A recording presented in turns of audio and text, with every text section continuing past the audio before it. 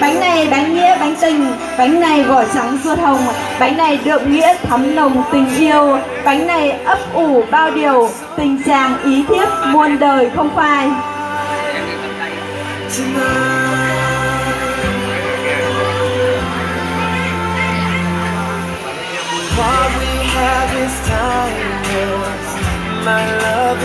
Xin cảm ơn cô dâu và chú rể đã hoàn thành nghi thức cất bánh. Và ngay bây giờ xin mời cô dâu và chú rể hãy cùng tiến tới nghi thức rót rượu Xuân Anh ạ.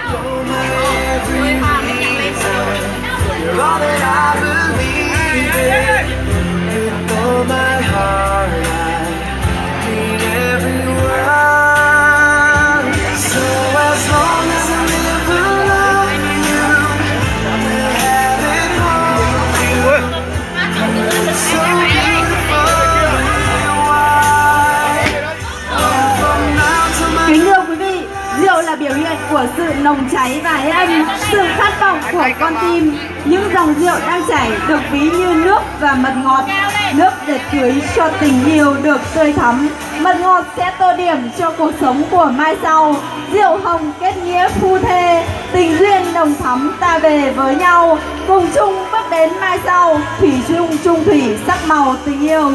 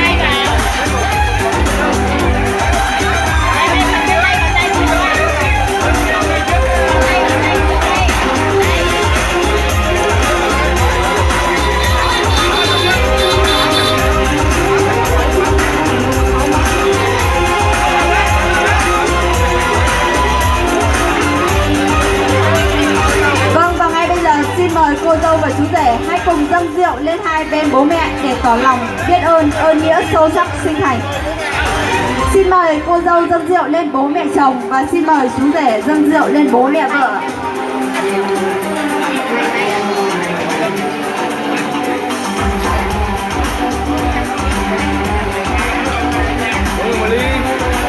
Mỗi người một ly.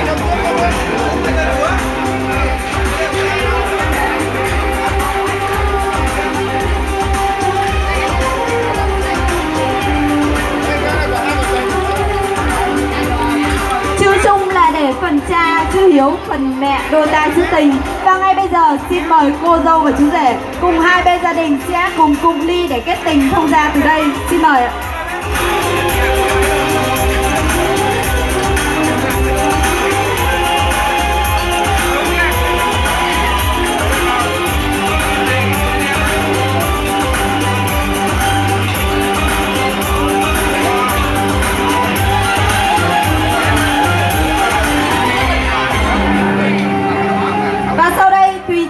Được phép làm nhịp cầu nối giữa cô dâu và chú rể cùng hai bên gia đình và toàn thể quý vị khách quý trong ngày hôm nay. Xin mời quý vị hãy cùng rót đầy những ly rượu của mình để cùng nâng ly và chúc phúc cho cô dâu và chú rể, đúng không ạ? Xin mời những ly rượu của quý vị hãy cùng dâng cao lên nào. Thùy Chi xin phép đếm nhá. 1, 2, 3, rượu. 1, 2, 3, rượu. 1, 2, 3, chúc mừng.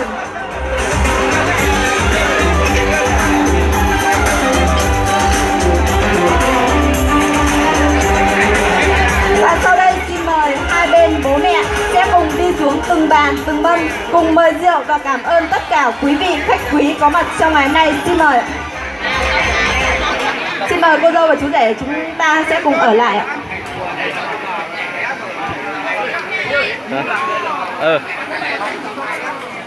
Cùng uống rượu ạ. Gần vào cho nhìn mặt.